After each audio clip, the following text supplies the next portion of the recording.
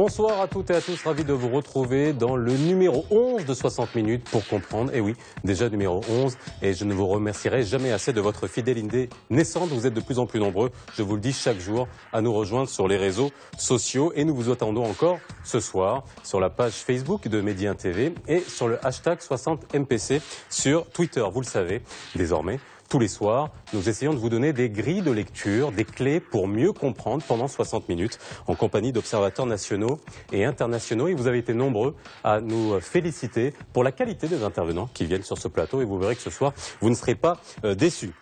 N'oubliez pas que cette émission est surtout la vôtre, donc continuez à réagir, cela nous permettra d'alimenter notre discussion.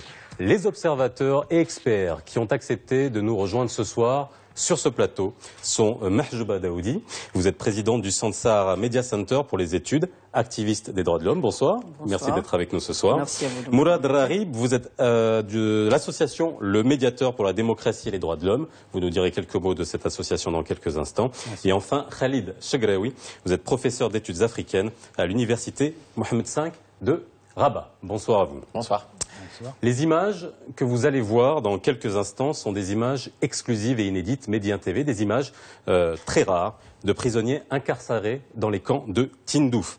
Situation humanitaire alarmante, difficulté d'accès pour les ONG, voire absence d'accès pour les ONG, absence de recensement, absence de protection internationale et silence de la communauté internationale dans l'enfer de Tindouf. C'est le titre que nous avons choisi pour l'émission de ce soir. وحاكمت محكمة عسكرية أنا وحدين مقبلنا ولفقتنا نحن أربعة ولفقنا التهم ملفقة تهم عن تجار مخدرات. هذا في إطار تصفيات شخصية. جابونا هون للسجن سلمونا مدير السجن مولود الكنتاوي قام هو وشرف علي تجريدنا من كل الملابس من كل الملابس ومن ثم أمر عنا ندخلوا في حاويات اللي هم الكونتينرات وبقينا فيهم 3 أيام بلا لباس. قعد لي هون عام في الحبس بلا محكمة وبلا شيء. وضريك طالب من حقوق الإنسان العالمية على تعبير النشر الله تشوف معنا شيء. قاصرين والحبس ما هو قدنا وهنا الرجال أخبار منا يحضروا لنا.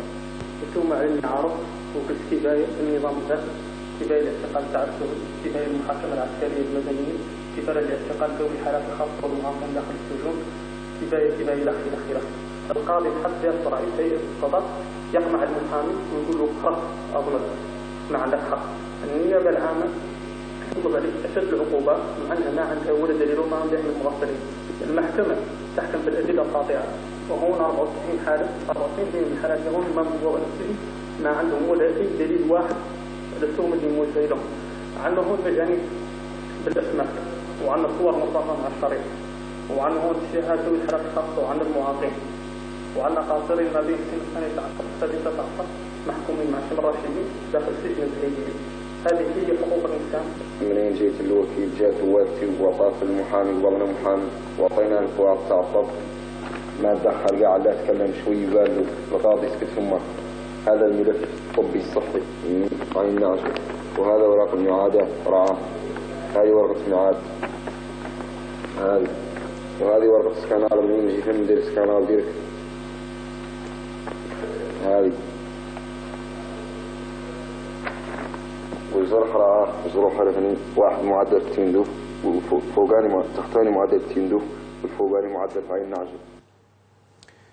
Des images rares, on en a conscience, des images qui montrent de la situation humanitaire difficile qui a lieu. J'aimerais que déjà dans cette première partie de l'émission, on s'attarde sur ce volet humanitaire qui est extrêmement important.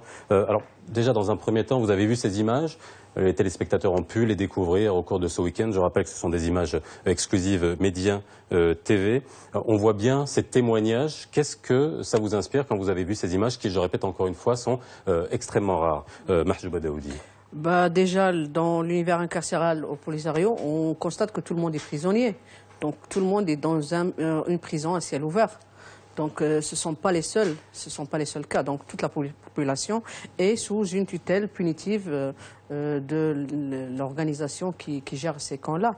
Donc pour moi, ils étaient des images choquantes. On savait qu'il y avait des infractions. C'est la première fois qu'on voit des images choquantes. Oui, c'est pas la première fois, mais en tout cas c'est très rare. Oui, et qu'on peut se rendre compte de l'ampleur du phénomène. D'accord. Donc on entendait parler de choses pareilles, et de pire encore, parce qu'on a su depuis longtemps que le Polisario ne respectait aucune loi ni aucun droit humain. Et ces images-là m'avaient choqué d'abord, et je crains pour la vie de ces personnes-là. Donc, ça, on va y revenir, parce que c'est vrai que c'est important de souligner que ces gens-là témoignent à visage découvert, oui. Et ça, ça montre du désespoir dans lequel ils sont. Voilà, ils se croient qu'ils n'ont plus rien à perdre. Donc voilà, ils sont arrivés au bout du fil. Voilà, je me dévoile, je dis tout. Mais je demande aux instances internationales de veiller à la vie de ces gens-là. Donc il faut leur permettre de garder leur vie intacte tant qu'ils sont dans ces prisons-là. Moulad Rarib. Merci encore une fois pour l'invitation. Pour ma part, j'y vois en tout cas de regard que je porte un peu de la position qui est la mienne dans une association de droits de l'homme. J'y vois surtout un document précieux, un document rare quand on connaît la difficulté d'accéder à ces camps, à ces populations, d'accéder à l'information, de disposer de preuves. Pour l'instant, nous avons là des allégations. Resteront des allégations, il faudra évidemment les étayer, mais elles portent évidemment elles portent des indications assez sérieuses, évidemment d'exactions, de violations caractérisées. On a de la torture, on a de la détention arbitraire. Donc j'y vois pour ma part un document important qui va certainement nous permettre, et à d'autres, de donner des suites, en tout cas à cette situation et à ce cas-là et à d'autres certainement dans les camps. Khalid Chegraoui. Oui, effectivement, c'est d'autant malheureux que le monde a fermé les yeux sur ces camps pendant plusieurs décennies jusqu'à maintenant. Et on attend toujours qu'il faut apporter des preuves, que les choses ne sont pas pires que les autorités marocaines racontent. D'ailleurs, on a toujours été dans l'autre côté, c'est-à-dire le côté satanique de la question. Mais il faut voir que la situation est tellement difficile. Ces gens n'ont plus rien à perdre, ils le déclarent. Et c'est beaucoup plus que ça, c'est un cri de secours. Et il faut le saisir, ce cri. C'est pas seulement des preuves, c'est pas seulement quelque chose qui est sorti. D'ailleurs, ça veut dire énormément de choses. Quand un document sort de ces camps qui sont complètement hermétiques, d'ailleurs, personne, ni même parfois les animaux ne peuvent sortir ni entrer sans un véritable contrôle. Il faut savoir que ce sont des camps entourés par des systèmes de sécurité, par presque un mur de sable, et il y a le désert. Même quand on sort du camp, où est-ce qu'on va? Il y a le désert, il faut savoir, il faut le connaître, oui. Il faut savoir où aller, il faut avoir les moyens. Et même ces moyens, ils sont réglés et téléguidés par cette organisation qui gère tout ce beau monde-là. Donc c'est un cri de douleur, c'est un cri de détresse qu'il va falloir saisir et le mettre entre les mains des instances internationales, ces instances qui tardent. Et il faut le rappeler, qui tardent vraiment à intervenir. On y reviendra tout à l'heure, parce que c'est vrai que c'est un gros sujet. J'ai parlé dans mon introduction de silence de la communauté internationale, d'absence de protection, on y reviendra tout à l'heure. Et ce qui explique tout ça. J'aimerais revenir juste sur les témoignages. Il y a quand même un témoignage poignant. Le deuxième témoignage est un garçon mineur, âgé de 14 ans. Il est en prison depuis 1 an et sans jugement. Est-ce que ça, c'est un cas isolé? Est-ce qu'on a une manière de savoir s'ils sont nombreux dans ce cas-là? Dans mes recherches ces derniers jours, j'ai demandé aux gens qui avaient été dans les camps, parce que moi, comme activiste de droits de l'homme, j'ai demandé à maintes reprises d'aller visiter les camps, mais les autorités algériennes, parce qu'il faut toujours passer par l'Algérie, donc l'Algérie nous a toujours interdit d'accéder à ces camps. J'ai demandé aux gens qui avaient vécu l'histoire. On m'a dit qu'il y a pire encore, qu'il y a des cas, des gens qui sont malades mentaux, c'est ce qui est dit des malades mentaux, et des jeunes qui sont exploités par les prisonniers d'abord parce qu'ils les aident dans les tâches ménagères et tout ça, et ils sont exploités physiquement par les gardes. Donc ça, c'est un autre point qu'il faut soulever, qu'il faut faire éclater en plein jour, parce que vraiment, les prisonniers, ils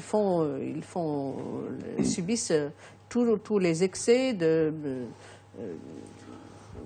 Là, on voit, on voit des Oui. documents, on voit des procédés de justice. À quoi ça correspond, tous ces procédés de justice? Peut-être avant cet aspect-là, je voudrais revenir sur l'idée, est-ce qu'on en sait? En fait, on n'en sait pas tant que ça. On sait pas grand-chose sur ce qui se passe dans ces camps, dans ces prisons. Ces prisons connues, mais probablement des prisons aussi non connues, non déclarées. On a, en fait, que ce soit pour les enfants, pour les mineurs, que ce soit pour les femmes, pour les personnes dans des situations... Surtout, oui. On ne sait pas grand-chose. Si vous prenez l'exemple des associations, des ONG internationales qui ont pu accéder... Parce qu'il y en a qui ont pu accéder. Récemment, il y en a qui arrivent à accéder, évidemment. Il y en a qui arrivent à accéder. En général, c'est très difficile, mais il y en a qui arrivent. Comment ils y arrivent? On prend le cas de deux grandes associations, deux grandes organisations internationales cette année. Vous avez une qui n'a pas pu accéder, le réseau euro-méditerranéen des droits de l'homme, qui a demandé, qui n'a pas pu accéder... Qui a demandé aux autorités algériennes. Aux autorités algériennes, évidemment. Il faut toujours passer il a fait par... sa mission au Maroc, dans les provinces du Sud. Il a pu faire son rapport, mais il n'a pas pu accéder. Par contre, Human Rights Watch, qui est une autre organisation internationale très importante, a pu aller dans les camps et a mené des investigations et a publié un rapport. Dans le rapport, quand on le lit, il y a effectivement des cas qui sont rapportés de violations, de cas... mais Human Rights Watch elle-même reconnaît à différents endroits de son rapport qu'elle n'a pas pu se rendre partout, qu'elle n'a pas pu s'entretenir individuellement et qu'elle n'a pas pu attester ou Donc quoi, il y a des chemins tout tracés pour les ONG auxquels on donne accès? On ne sait pas, et ça doit être, je pense, la priorité, c'est de demander l'ouverture de ces comptes, demander un accès inconditionné des organisations internationales, des organismes En ce qui me concerne, pour moi, l'enquête, il n'y a pas les conditions d'une enquête impartiale. Parce que si on prend l'ONG internationale, on lui donne l'autorisation par l'Algérie d'aller visiter les camps, de l'accompagner, de la ramener dans un véhicule propre à l'organisation du Polisario, d'aller assister avec elle au cours des enquêtes, de leur ramener les gens. Donc, l'impartialité, où elle est là? Donc pour moi, ce sont tous des rapports qui sont myopes et qui resteraient toujours myopes parce qu'ils n'avaient pas dénoncé plusieurs infractions qui sont dans la société du Polisario, les prisons, les détentions arbitraires. Il y a même un prisonnier qui est, jusqu'à l'instant, qu'on nie qu'il est dans les prisons algériennes, alors que c'est une personnalité qui a été près de Mohamed Abdelaziz et que son fils a déclaré avoir visité dans une prison algérienne et que le Polisario nie l'existence de cette personne. Oui. Et pire que ça, parce que, en fait, déjà en ce qui concerne les organismes internationaux, leurs visites sont tellement téléguidées, même l'envoyé spécial Ross, ses visites sont complètement téléguidées. Et on a eu des témoignages très proches de l'entourage de Ross. Et on a posé la question avec mon ami Silej Laoui, on est en contact énorme avec ces gens-là, et surtout avec les provinces du Sud, et même avec certains de nos cousins de l'autre côté dans les camps.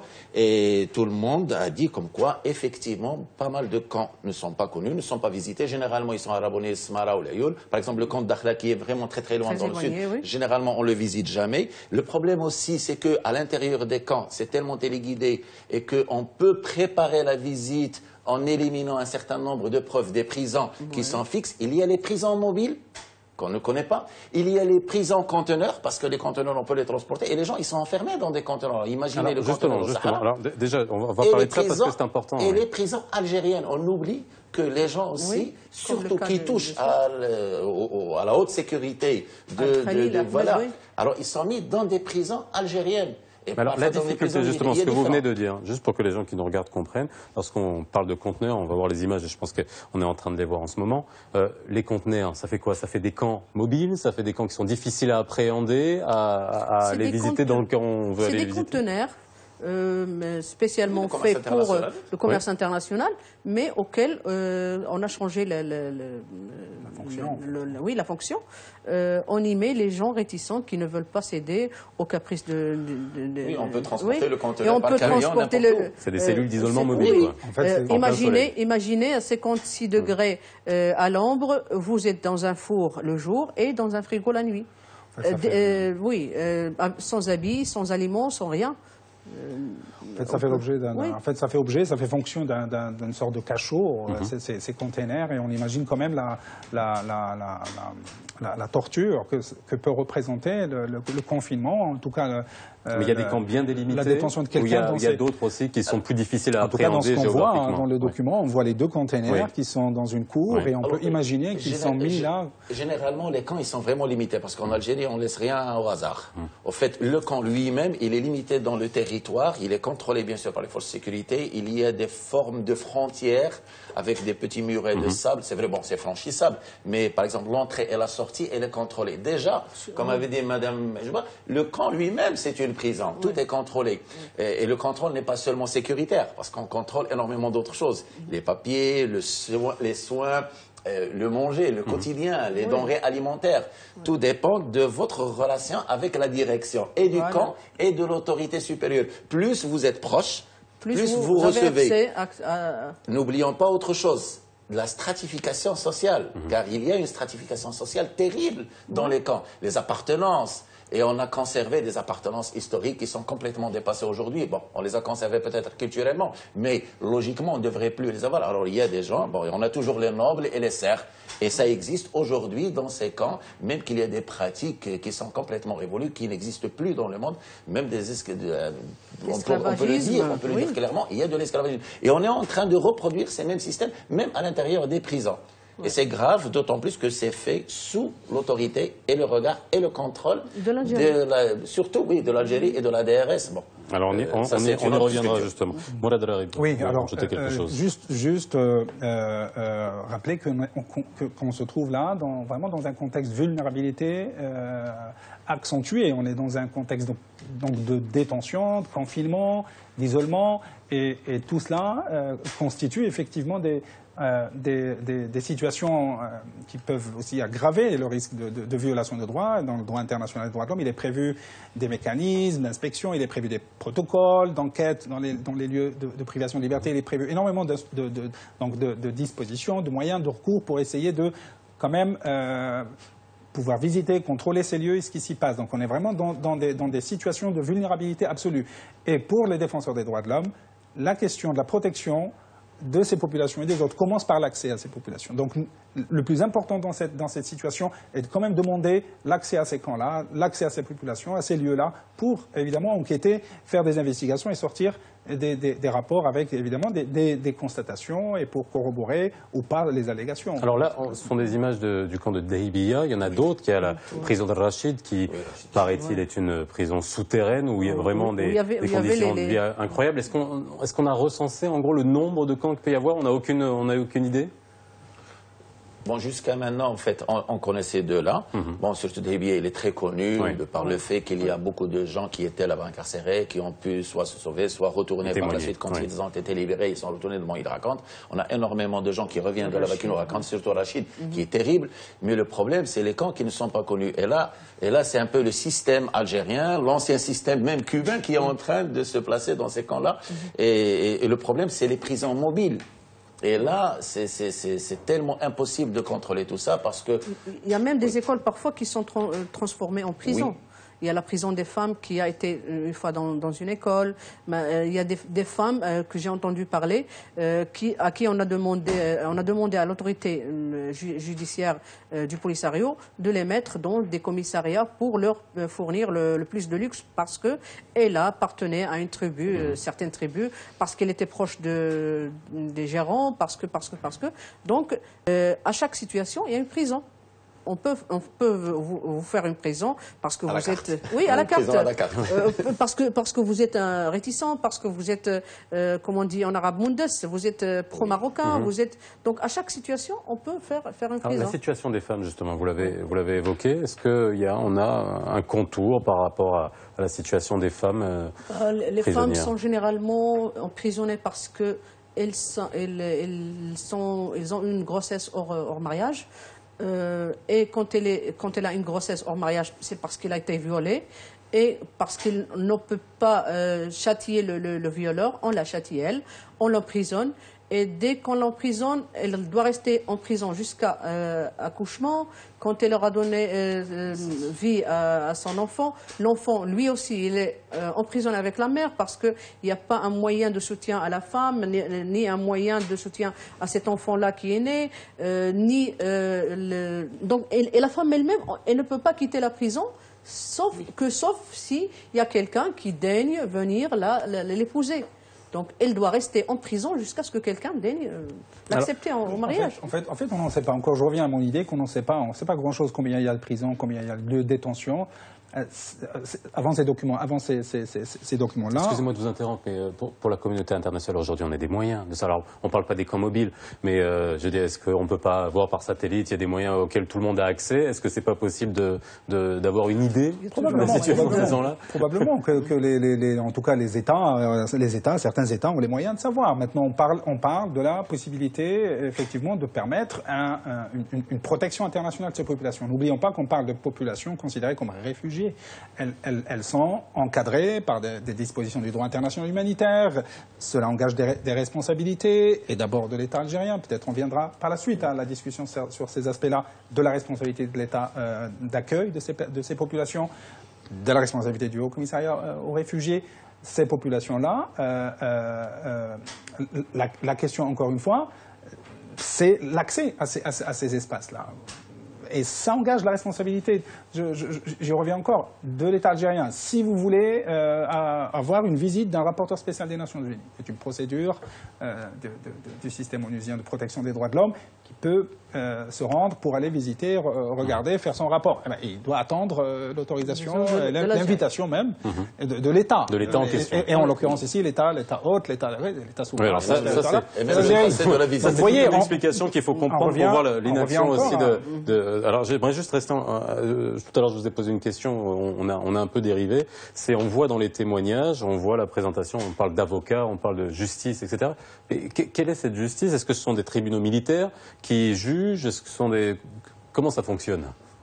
Bon, il y a les tribunaux militaires, ça c'est sûr. Et qui jugent des civils. En fait, bon, c'est des civils, bon, mais généralement, en fin de compte, tous les tribunaux du Polisario sont des tribunaux militaires. Oui. Le problème aussi, c'est que effectivement, il y a des structures, juges, avocats, procureurs.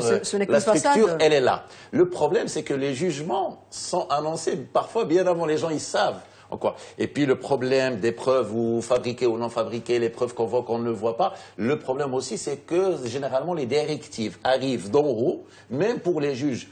Aucun des juges qui étaient en place, qui a pu parler à un moment ou l'autre, n'a pu dire comme quoi qu'il était sûr de lui-même, qu'il a fait les choses convenablement à ce qu'il a étudié à la fac ou à l'université, ou c'est-à-dire la responsabilité qui lui incombait en tant que juge. Généralement, les jugements sont imposés par la direction d'en haut, et parfois il y a des gens qui sont emprisonnés, non pas parce qu'ils ont commis quelque chose d'illicite, de vol, mais juste parce qu'il y a eu des contradictions d'intérêts. Parce qu'il faut comprendre quand même je dirais, bon, on l'appelle la race, mais c'est une organisation. C'est une organisation presque de malfaiteurs. C'est une organisation de malfaiteurs. La RAST, République autonome sahraoui démocratique. C'est une organisation, il ne faut pas l'oublier, c'est une organisation qui a un caractère de parti politique, mais de parti politique unique. C'est-à-dire, personne n'a le droit d'avoir le droit à la différence, quel qu'il soit, à l'intérieur de ces structures. Et en même temps, c'est une structure qui génère énormément d'argent.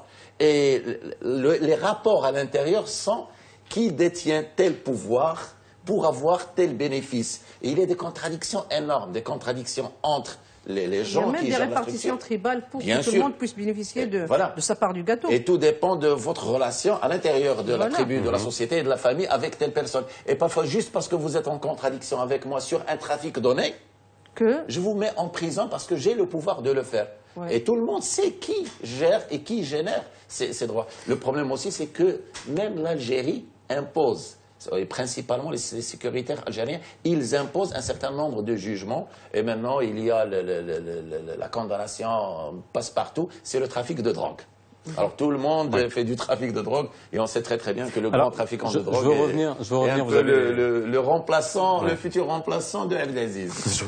Alors, je vais revenir sur ce que vous avez dit tout à l'heure par rapport notamment au secrétaire général de l'ONU. Je le cite, il a dit « On sait peu de choses », c'est une citation de Christopher Ross, « On sait peu de choses sur la situation des droits de l'homme dans les camps de réfugiés de Tindouf ». Quand il dit ça, vous lisez ça comment? Parce que, bon, on va pas...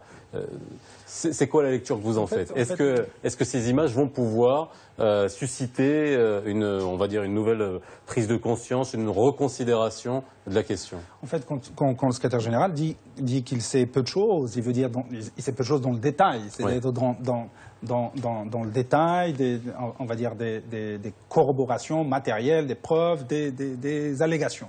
Mais on sait à peu près, on sait exactement quel est un peu le bilan. On a des témoignages de familles, on a des gens qui sont rentrés des camps au Maroc, on a des rapports de médias, on a des rapports d'organisations internationales.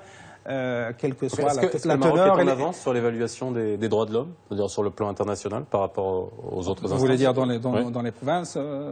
Oui, bien évidemment. Le Maroc est un pays qui est ouvert. Il n'y a aucun moyen de comparaison. Nous, dans les provinces du Sud, si vous me permettez, on a reçu tous les rapporteurs internationaux. Moi-même, comme activiste de droits de l'homme, j'étais avec toutes les délégations qui sont venues pour visiter la région. Les prisons sont ouvertes, la société est ouverte, les gens ils viennent en toute impartialité, ils font leur rapport, ils s'en vont. En fait, c'est parce qu'on est ouvert qu'on est tout le temps critiqué. Il n'y a aucune comparaison. Je pense qu'il n'y a aucune comparaison à voir pour la simple raison. Même avec l'Algérie. Non, je veux dire avec l'Algérie. Je ne compare pas avec l'organisation du Front Polisario. Avec l'Algérie, le Maroc est un pays qui est ouvert sur les mécanismes internationaux, sur l'ensemble du système des Nations Unies, des ONG internationales et aussi des partenaires politiques, des parlements, des gouvernements. C'est-à-dire qu'au Maroc, on a à peu près un rapport sur la situation des droits de l'homme tous les 6 mois, tous les ans. Oui, mais ces images-là, je reviens encore à ces images-là, est-ce que ça peut, on va dire, faire sortir l'ONU de ce blackout qui aujourd'hui, ils assument? Pour finir un peu sur l'idée, quand le secrétaire général dit qu'il ne sait pas trop ce qui se passe, c'est parce que prenez l'exemple du HCR, qui est quand même l'organe des Nations Unies qui s'occupe des réfugiés. Oui. Et on parle ici de populations considérées réfugiés. Donc vous avez des populations réfugiées qui n'ont pas encore le titre de réfugié. Hein. Bon, on en parle beaucoup. En tout cas, justement, ça nous permettra de revenir sur le lexique. Ouais. Alors, le Haut Commissariat aux réfugiés n'a pas lui-même, dans les camps, dans ses bureaux, il n'a pas accès aux réfugiés individuellement, de manière permanente et directe, comme dit le statut. Il ne peut pas les interviewer, donc il ne sait pas quelles sont la situation de ces gens-là, quel est l'état on va dire, de l'exercice de la protection internationale, donc qui incombe au HCR au regard de son mandat. Donc en fait, on ne sait pas. Dans le système des Nations Unies, vous avez aussi un autre organisme qui s'occupe des droits de l'homme, qui est le Haut Commissariat aux droits de l'homme, qui quand il vient aussi... Alors justement, je vais vous couper parce on va bientôt à la pause. Et j'ai justement un tweet qui nous dit quelles sont les mesures prises par le HCDH, donc le Haut Commissariat aux droits de l'homme, face à l'oppression des prisonniers de Libya dans les camps de Tindouf. On continue là-dessus juste après la pause.